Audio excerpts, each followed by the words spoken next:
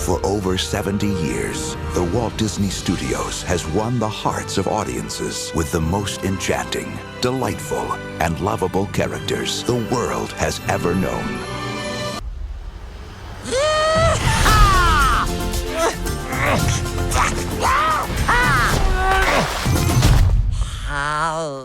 Quickly, I wanted to say RIP to Davy Chase. She died a few days ago, and it reminded me about Lilo and Stitch. Davy was the voice of the Lilo in the original, along with the voice of the little girl from Spirited Away, which is my favorite anime movie. I'm pretty sure I already knew that, but I didn't know she also played the little sister in Donnie Darko and Samara in The Ring. That doesn't have anything to do with this, but I love finding out that seemingly unrelated media is all connected somehow.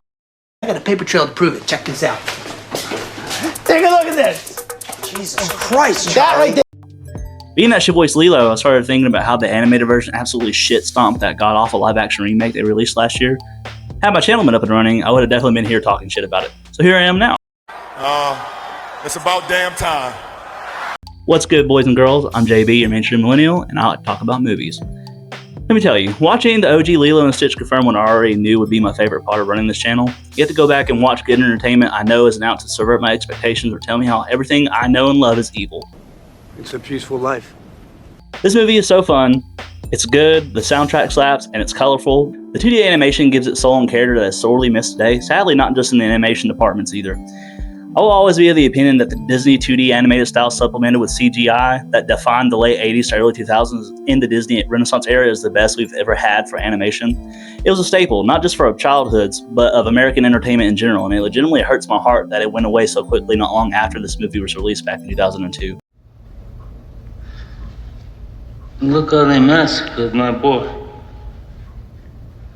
It's one of the things where we didn't really know how good we had it then, but nowadays that we see every late-stage Pixar-esque kids movie with bland 3D characters and beam out, we appreciate it even more. The original central theme is Ohana, which means family and how no one should be left behind or forgotten, both by blood, like Lilo and her older sister Nani, which is our caretaker, or found family, with Stitch being a science experiment that gets adopted by Lilo, who teaches him to love and eventually leads to him living with her, Nani, his alien creator Jamba, and Jamba's effeminate cross-dressing sidekick Pleakley. For God's sake, you're a bunch of fucking degenerates.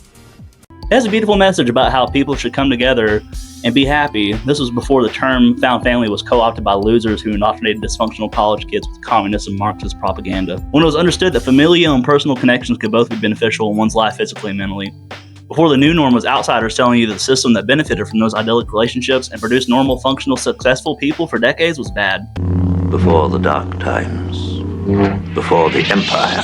Since they both follow the same basic plot structure, albeit with changes, unnecessarily I might add, I figured I would give a synopsis based on the remake and explain what they changed and why it was dumb, should have been left the same, or could have been better. Firstly, the live action is 20 to 30 minutes longer. Normally I advocate for shorter movies because most of the ones we get nowadays are full to the brim of stuff that should have been left on the cutting room floor, and it would serve most of their stories better to get in and get out quicker. But in this case, I think the longer movie makes sense when you have a transmedium adaptation like this going for an animated, or from animated to live action. We have these remakes, ideally you want everything you love from the original carried over, then have extra time to expand on stuff and add in extra details so it doesn't feel like a redundant telly. Hey, I've seen this one. This is a classic. Unfortunately, that's not what they did here. The animated version is paced like a cartoon. It moves quickly between drawn frames, and because of that, it has an inherent faster pace. This would have been a good excuse to take more time to breathe in scenes and add extra appreciation from the settings. Instead, it feels like you're watching the movie at 2x speed. I remember some of the discourse surrounding it on release speculated that this was because they were speedrunning the alien scenes so they could get to Earth as quickly as possible and save money on their CGI budget. While that could be a good excuse, you generally can't rule out incompetence in these people. Some people are really fucking stupid. Talking about Disney here, one of the richest production companies in the world.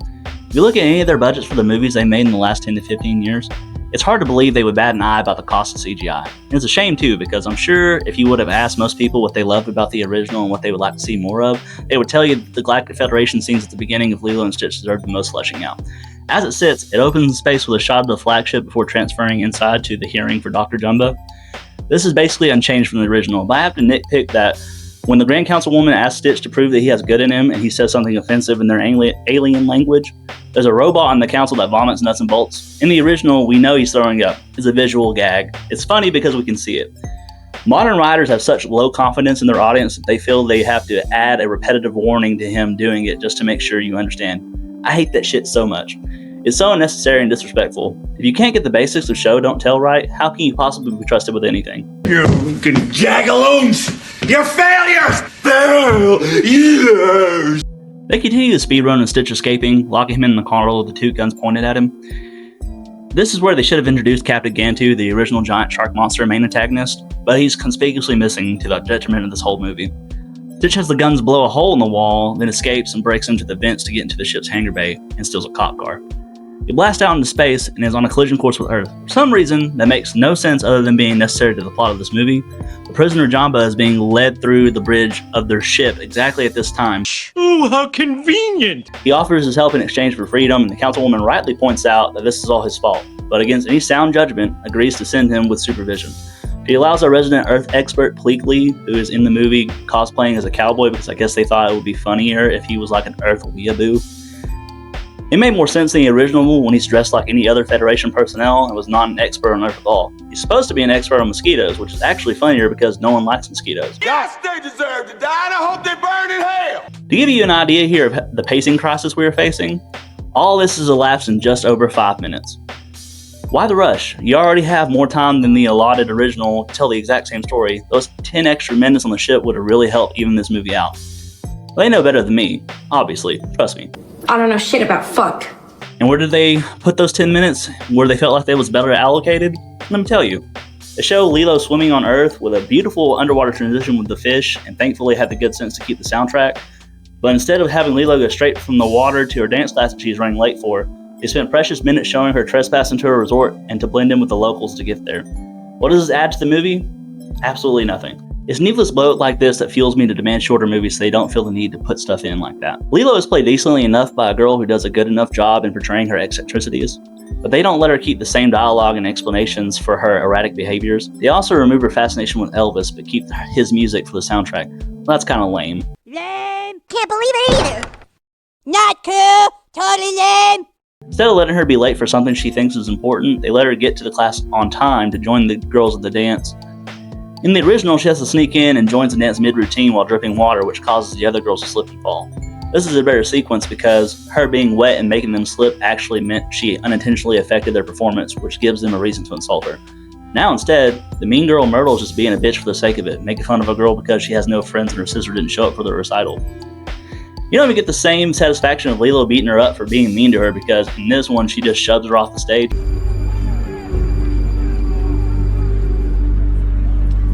Let them fight. They skip straight to Lilo going home instead of trying to make up with the girls and then making fun of her for her doll. I wouldn't mind this change as much, but in the original she gets mad and throws her doll down while storming off, and the camera lingers on it for a beat until she comes back and runs and hugs it. This is important to the second part of Ohana, which is no one gets left behind. Why would they want to leave this out? Can they find a way to work this crucial part of the messaging in? Of course they could. However, some modern feminist has a problem with that because it's going to take away Nani's agency or whatever nonsense you want to insert for reasoning here. It sounds like some fucking commie gobbledygook. So they intentionally cheapen the message for later. Nani arrives home to be locked out by Lilo and gets caught outside with the female CPS worker. In the original, their social worker is Cobra Bubbles, a big, tall, Jack Black dude that in my headcanon was always meant to be played by the late, great Michael Clark Duncan.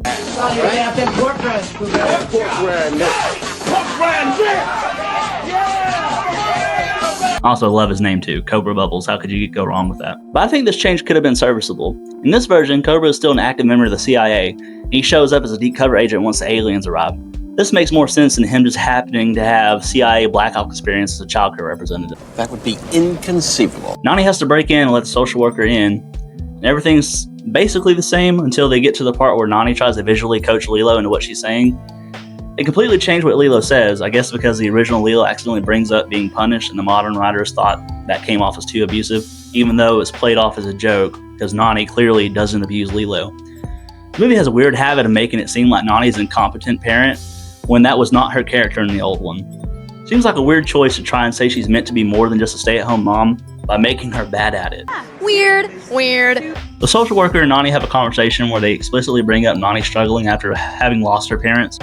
In the old movie, there's atmospheric storytelling hidden throughout the background to tell you that Nani was a professional surfer and she had to make a sacrifice to take care of Lilo, her little sister, after their parents' deaths. It's never directly brought up, partly because there used to be a level of trust between producers and audiences that they didn't need to hold our hands for every little detail and we could be dependent on to figure out stuff through context. The door's locked! I know! Then unlock it! But also, it's not brought up because that's not the focus of the movie, and I'm 100% convinced that the creators thought Nani stepping up to take on the role of the parent for her sister was the natural conclusion everyone would have reached because it was the right thing to do and never would have been questioned about it. Little did they know, within the next 2 decades, they would be considered bigots by blue-haired weirdos for not respecting her autonomy. Even though those same blue-haired weirdos probably grew up liking this story just like us, and had to be told it was problematic. It always goes back to that old adage, sticks and stones may break my bones, but there will always be something to offend a feminist.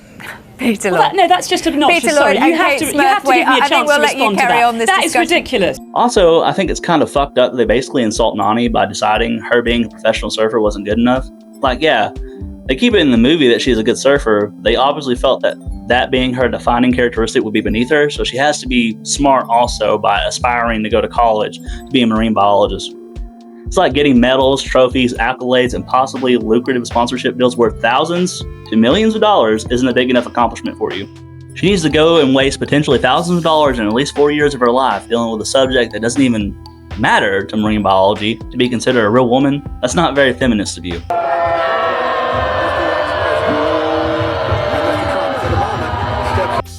Anyways, the social worker gives Nani a list of things she wants her to complete within 3 days to prove she's a competent caretaker. She wants Nani to clean the house, including all the laundry. She wants Nani to pay all their bills, and she wants Nani to file for health insurance for her and Lilo. That's it. Those are her impossible tasks. She could literally accomplish all that in a single afternoon. The social worker could have walked her through the last 2 things on a laptop while she was there. See how they treat her in this movie like she's a fucking idiot? Why do you need to deconstruct her to the point of not being a functional person? Because they don't want her to be. They want her to be a girl boss who wants to go out and do what she wants, talk about adulting and quippy Instagram posts with filters, but be incapable of actually doing it. They want her to shed real responsibilities like taking care of her sister in pursuit of her own selfish desires, because that's more socially acceptable. God, I hate this timeline. This sucks. Yeah, me. It really sucks. Me. This sucks more than anything that has ever sucked before. They have the fight after the social worker leaves where Nani and Lilo scream at each other, albeit with different dialogue.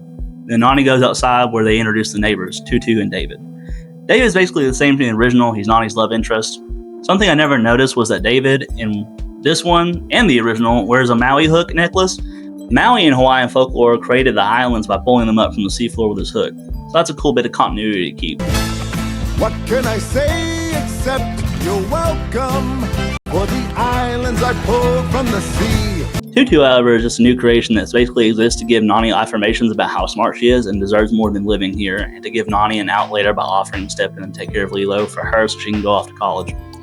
Like her moving in with a neighbor is just as good as her sister loving her enough to stay with her. Spoiler alert, it's not. You don't say! They had a part showing Stitch in the spaceship as he approaches Earth, and there's a visual gag at him destroying the inside of the ship when he gets annoyed by the warning lights. This only works if you turn your brain off and accept it. Because earlier, just like in the cartoon, the aliens show on the computer Stitch's ship heading towards and crashing into the island, which is how they know where to send Jumbo and Pleakley. But according to this, Stitch wrecks his own ship by breaking it mid-flight. Obviously, they wouldn't have been able to know that he would do that, and if they did, how would they know that him doing that wouldn't cause him to hit the water? But it's just a kid's movie, right? No! That's stupid. You should just left it how it was.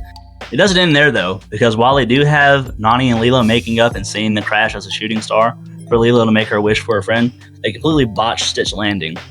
He emerges from the crash the same way, but they remove his guns when he confronts the frog. I guess because guns are bad, okay? Okay. Can't promote gun violence even if it's an alien that's committing crimes like the main character of Grand Theft Auto.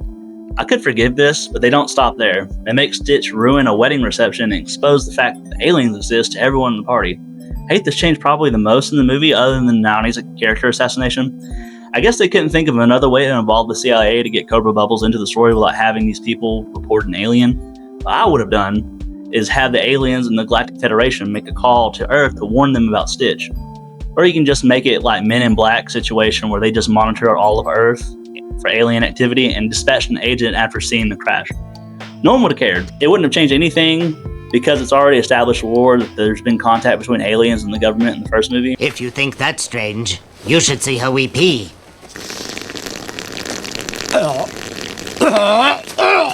So we're not so different after all.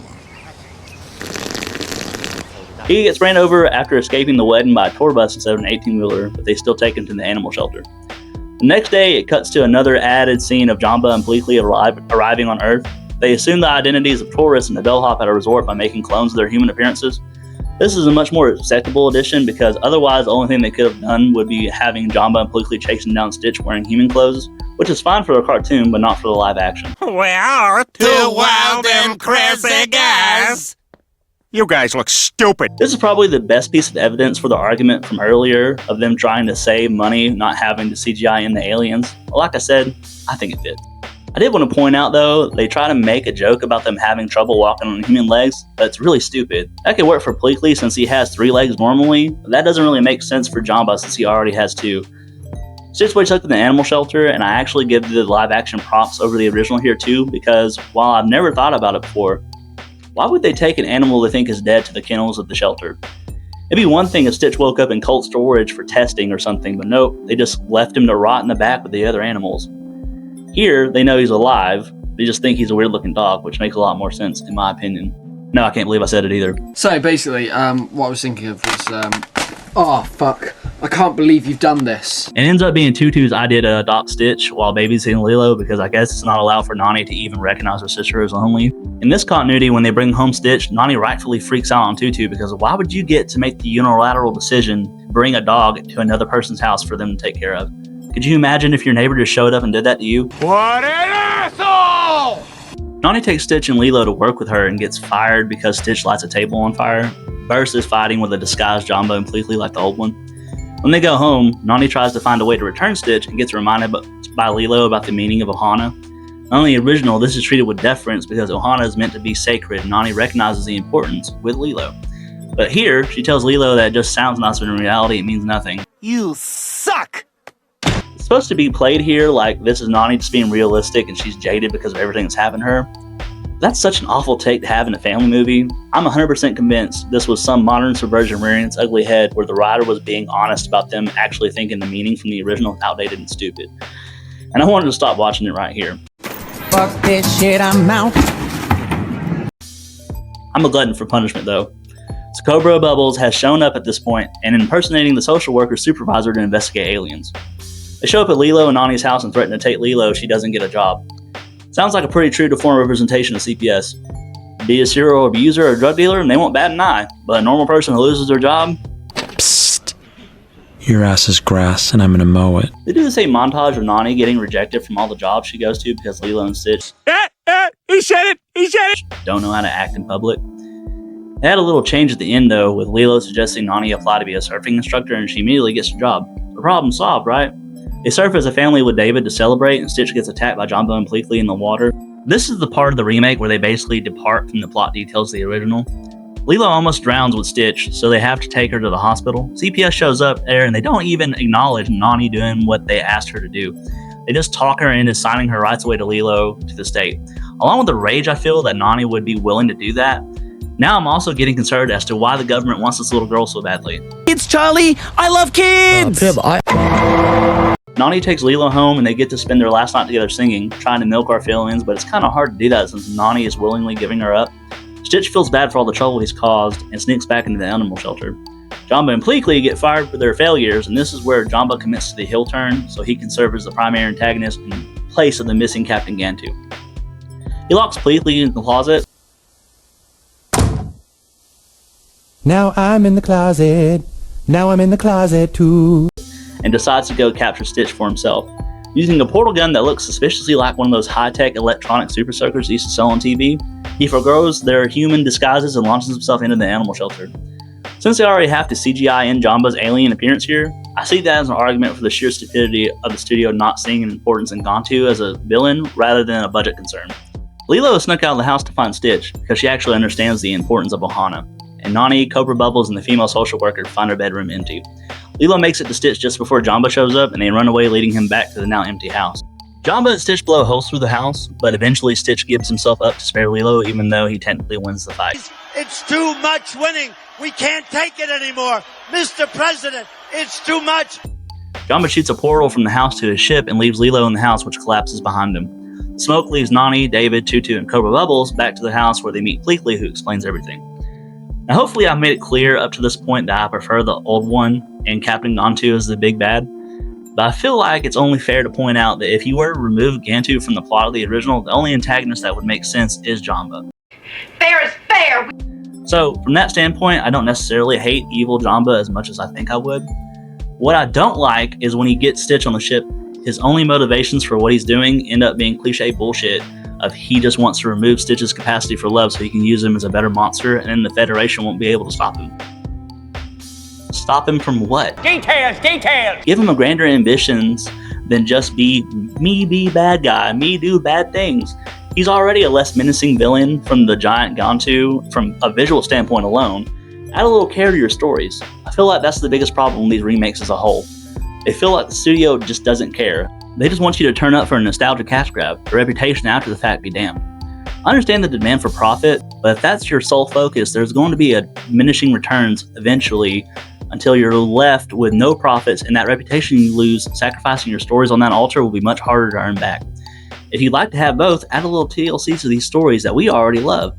Just a little work and you'll walk away a winner, but if you don't care, soon enough, you won't either. Believe it! Anyway, after Jamba starts to fly away, we see Lilo has snuck onto the ship. That's extremely hand-wavy because there is no way she could have escaped the house collapsing through the same portals in without them knowing, but it is what it is. It's the biggest piece of dog shit. Lilo lets Stitch out of the cage, and after they blow out the window, Jamba gets sucked out and dropped into the ocean.